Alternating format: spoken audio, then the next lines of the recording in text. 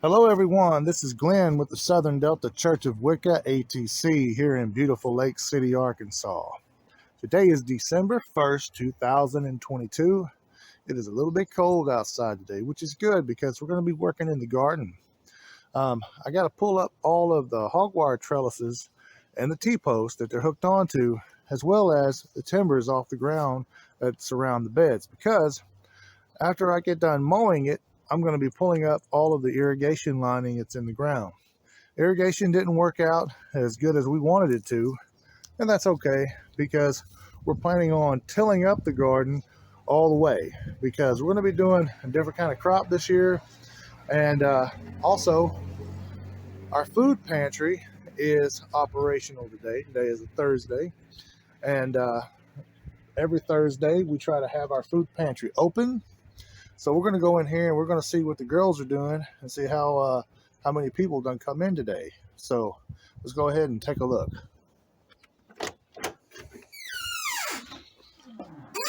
Hello, ladies. Hello. Hey.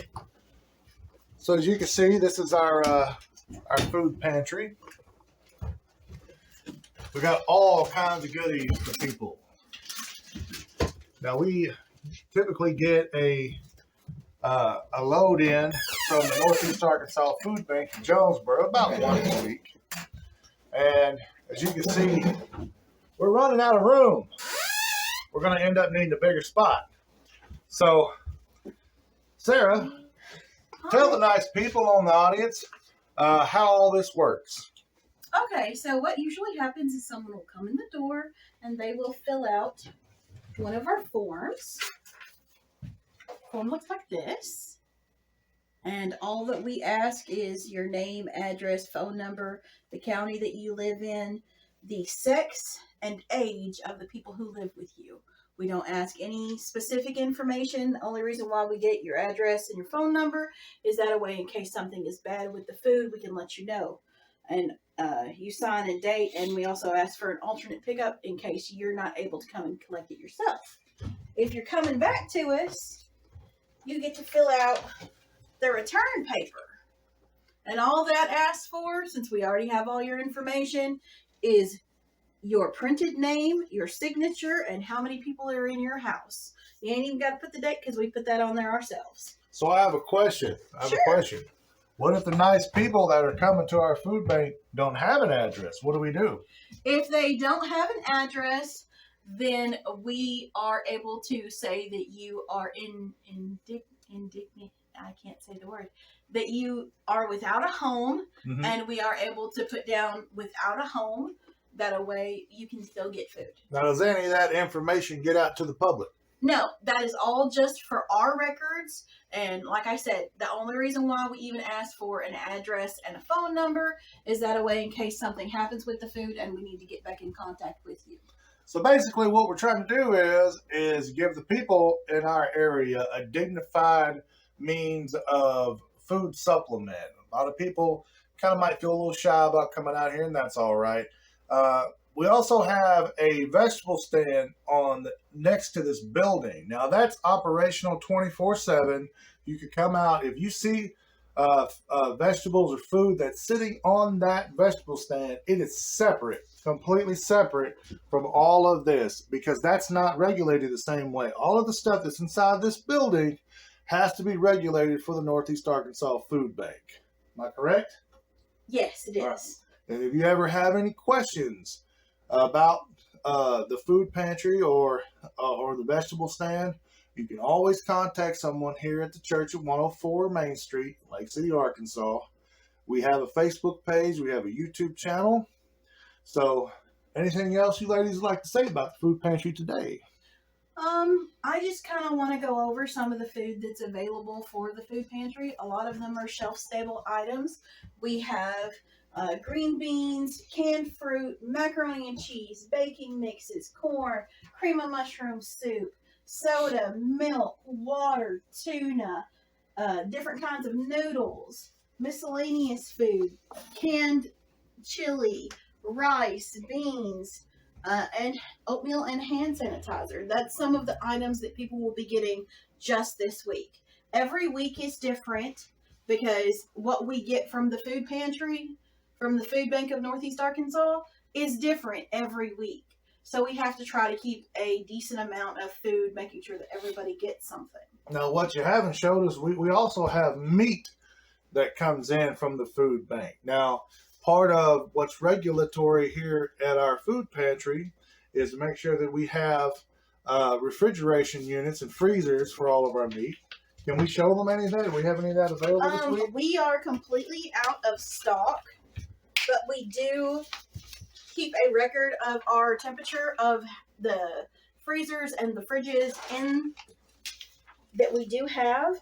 That way our meat and other products that we have, because sometimes we have things like cheese and milk that needs to be refrigerated and things like that. So that's why we have fridges and freezers. Now, is a donation required? A donation is never required. It's always accepted, but it is never required. Now, what happens, though, if somebody donates to the food pantry? If someone donates to the food pantry, the two ways that most people donate to the food pantry is they'll either donate money, and that could be donated to the church or to us directly, or you could donate food items or shelf-stable items, such as we got a donation today of a whole bunch of baby wipes. Let me say that. This right here is in high demand all the time. Every grocery store and little general store around, man, there's so many babies that need these things, and those mamas out there are so happy to get these. I know that. Regular people are happy to get them too, because they're not just used for babies. But the thing is if someone donates something to us, like those items or other canned goods or other household items, we just have to report back to the food bank how much poundage it is. That way they can keep track of what we're giving out. All right, now here's a good important question. I'm sure all the people at home are going to want to know. Sure. If they donate $5 to what we're doing here, what can they expect that money to go to? $5. A donation of just $5 can get us almost 1,000 pounds of food. That's a lot. That's a lot of food. That is a lot of food. So, recently we were able to get our hands on a better vehicle for going and getting food. And we're going to keep getting the better vehicle as time goes along. But when you get 1,000 pounds of food, if I'm not mistaken, 1,000 pounds of food, that comes on a pallet, right? 1,000 pounds, depending on what it is, yes, does come on a pallet. And they forklift that right into the back of a pickup truck. Now, man, when you got 1,000 pounds of pallet sitting on the back of a truck, that truck goes down. So we would love to be able to at some point have a box truck so we can get like 5,000 pounds of food to bring them. Of course, like I said, we're going to need a bigger spot. As you can see, this is only, what is this, 12 by 10, right? Yeah. Something like that. 12 by 10. This is only a 12-foot by 10-foot building. We built this, which we have another YouTube channel that I'll put at the end of this video about building this pantry. We built this specifically for this purpose and no other reason. And when we had the inspector from the Northeast Arkansas Food Bank come out here, she was not prepared to, she did not know that we had built this brand new building just for them. This is just for them. And we're hoping to eventually expand, and someday we will. But this is all we have for now. And how many families are we actually able to help out of this little building? All right, so we are averaging right now somewhere between 15 and 30 families a week. People are able to come once every 2 weeks. So that means that in a 2-week cycle, we are helping somewhere between 40 and 60 families. And that equates to almost 240 people. Now, word of mouth is obviously getting out. Mm-hmm. A lot of people are talking about this. The people who do show up, they come out here and they're so happy to be able to get supplemented food for their homes and everything. And they're telling other people, and other people are coming out and saying like, hey, we heard through the grapevine that y'all are doing this and it's wonderful work. But how often do people come out and we don't have enough? There have been times where we have had to close early on the days where we just completely run out of food. And it's sad to have to turn somebody away because we have nothing to give them. And the number one thing that you can do if you feel like you want to be a part of this cause that we're doing of feeding the hungry people in the community is make a small donation if you want to. Don't have to, but if you want to, I'm telling you right now, that donation, that tiny little $5 or however much you want, is going to go to tons of food, because the Southern Delta Church of Wicca ATC here in Lake City, Arkansas is a 501c3 nonprofit organization. That gives us tax exempt ability to get food for pennies on the dollar from the food bank. That's how we were able to partner with the food bank in Jonesboro to help good people like yourself and others. And do you have to have an income cap? No, there is no income cap. You could be employed, you could be unemployed. We do not ask you anything about your employment status at the time or at any time. Now, here's another good question. Is anyone who comes out to our food pantries, any one of them, required to attend one of our services? No. No one is ever required to attend any service that we hold in order to attain food. Nor are they required to bring out any kind of bills or anything like that, because that's just not the way it is. We are here to help y'all. We're here to help the community. That's what we're doing. We're trying to get more food out to people, because these are tough times out here. Inflation's bad.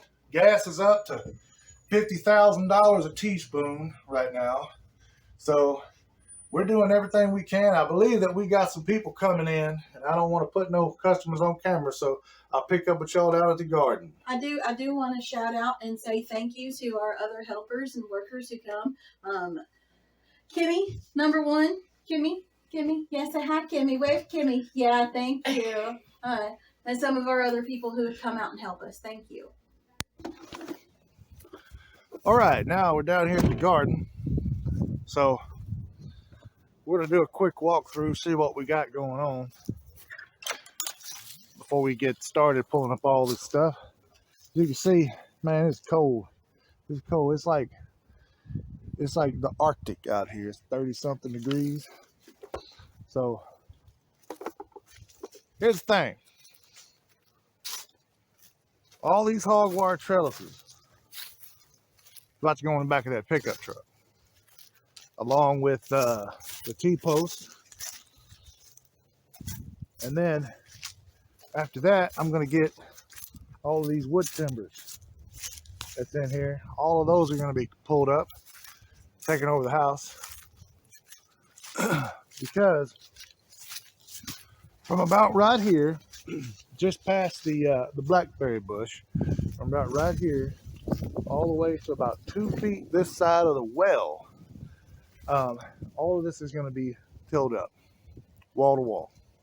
Because after I get all this stuff up, loaded up, and taken out of here, I'm going to have to mow it down, because this is just the last amount of grass that's here for the year. It's so cold that the grass ain't growing now, and that's great, because we don't want to have to mow it if we don't have to. So, but after that is done, I'm going to go ahead and get a shovel out here and dig up all this irrigation line now. So basically, and I have another video about the irrigation line that I'll put in the link below.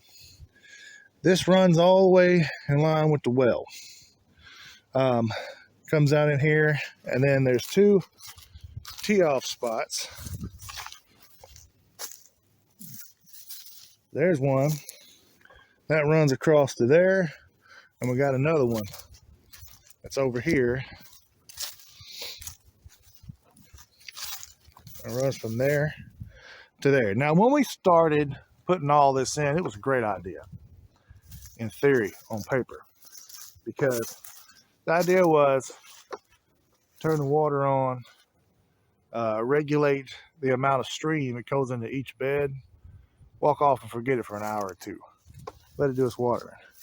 But what I found out was, I found this out very quickly, it was more work that went into doing that than I wanted it to, because essentially what I was having to do is come down here with a shovel and dig out a trench to make this go downhill away from it, and trying to do that weaving in and out of plants, that was terrible. That was terrible because this is all made out of sand. This whole area ain't nothing but sand. And when you turn the water on, all it does is fill up to like maybe an inch, maybe a foot away from the thing, from the spigot, and it just drains. It drains. It doesn't puddle up the way you want it to. So I spent more time coming out here having to hook up a hose with a sprayer into our well to get this thing watered than I wanted to have to do. So eventually the well's going to get a little bit of repair because this thing's in need of it. I got some insulation in there right now to keep the water line from busting. To anybody who hasn't been keeping up with our channel, and we do hope you do, go on to the Southern Delta Church of Wicca ATC YouTube channel, hit that subscribe button. We're trying to get up to 1,000 subscribers and beyond. Give this video a thumbs up. Give every video a thumbs up. I can't tell you how much that's going to help because we're trying to get our videos monetized. We got a cat coming into the garden. Hello, kitty. Say hello. So once we get monetized, we can actually generate some money off of our YouTube channel. All of that money goes right back into that food pantry and into this garden to help feed people. So it's very important to go on there and do that. We can't thank y'all enough for keeping up with what we do down here at the Southern Delta Church of Wicca ATC. I'm going to set this camera up now and going to do a little bit of a time lapse, speed things up because I'm going to be moving all this stuff over here. So stay with me.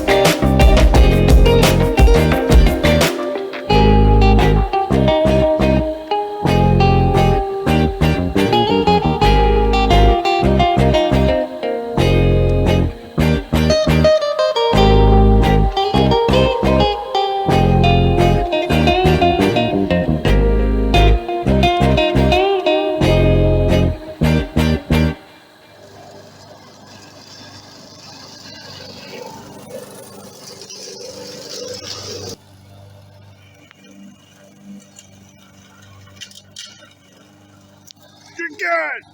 3, 2, 1, go. Good.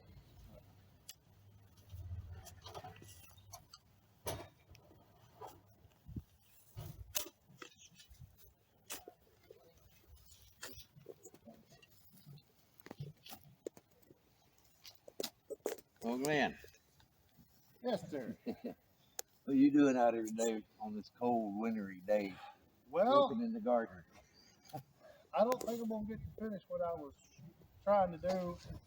I'm attempting to get all this line up. Even though it was a good idea on paper, when it came down to it, the watering system just didn't cut it. Oh, for you're what we taking up want. all the irrigation system that Yes, we sir. went through all that hard trouble putting in last year? Hey, yeah, it was like 105 degrees when I put all. I think I lost about 15 pounds of water doing that. So you're going to dig up all the water line. Yep. So what's your game plan for this community garden area? So we're going to try to hire the services of a local person who's going to have a tiller and come down here and till this up about 2 feet on this side of the well, just before the blackberry bush, about where the last garden bed was. So it's going to be wall to wall, all tilled up, and then we're going to plant some corn. Ah, corn. But before we plant that corn, once all this is good and tilled up, I'm going to take our church pickup truck down there to our local cotton gin and get about 5 loads of cotton put all over there. Yeah, this is good soil. Let me come up a little bit to the camera. Oh, hey, I got you. Hold look here, Terry. This right here is your better spot. Yeah, hang on just a minute. Hey, hang on just a minute. Let me get you some fresh soil. That's the stuff that we rode in right there. Yeah, this is Arkansas sandy soil. It's got a lot of sand in it and stuff, so we have to amend it every year. So what we're going to do is we're going to go down to the local cotton gin down here, Glen is, and get some cotton holes. They make good mulch and they make good amendments to the soil. So your game plan, Glenn, is to come back with the cotton holes, lay them all over this area here, correct? Yeah, it's going to be about a foot thick. Yeah, and then we'll come back, till all that in, or let it lay there all winter, correct? Yeah, about March. About the 1st of March, I'll come back and turn it back over. And then when we till all that in, it'll be ready to plant, and we'll have more soil amendments and a lot more fertilizer in our soil. So that's it. So I've also wanted to figure out if you heard him more. We're in negotiations with the neighbor over there that he's thinking about selling us another 40 foot of property here. I haven't heard anything back from him, but he did show some interest in possibly going ahead and letting go part of this. It's all this part that they don't want to mow. Haven't mowed. It's Right. just been all growed up. Man, well, right now we got 1,600 square feet of growing area for our community garden. Is that how much this is? That's it. A 20 by 80. That's 1,600 square feet. If we get another 40 by 80 feet, that gives over 4,500 square feet in our community garden, so we can grow a lot more vegetables and stuff. So we're anxious to see if that deal goes through. But it's in negotiations right now.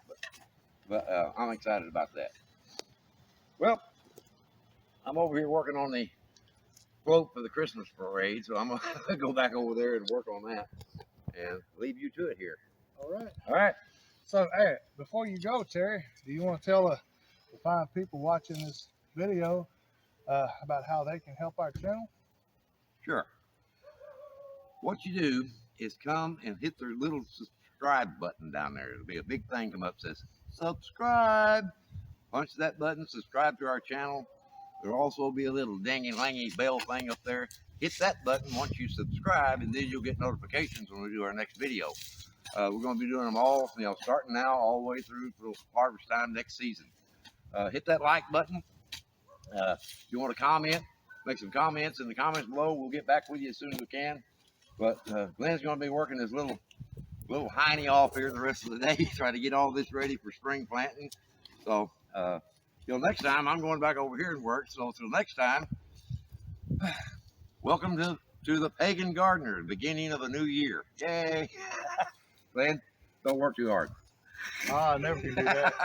All right, I'll let you later.